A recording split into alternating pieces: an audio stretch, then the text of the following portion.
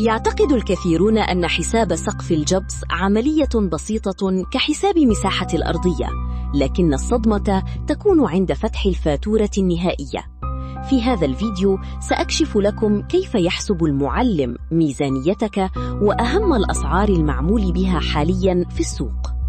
القاعدة الأولى: السقف المستوي يحسب بالمتر المربع. في نظام البلاك بلات يتراوح السعر غالباً بين 120 و 160 درهماً للمتر المربع، شاملاً للمواد واليد العاملة.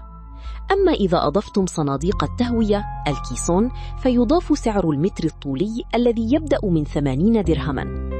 أما عشاق القبص البلدي المغربي فالحساب يختلف.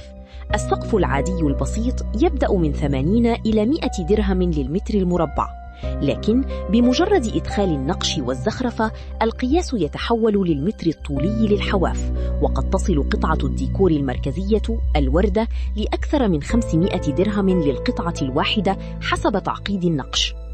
تذكروا أن هذه الأسعار تقريبية وتتغير حسب المدينة وجودة المواد. نصيحتي لكم: اتفقوا على الثمن الإجمالي قبل بدء العمل لتفادي أي مفاجآت. هل تريدون أن نقارن في الفيديو القادم بين تكلفة الصباغة وورق الحائط؟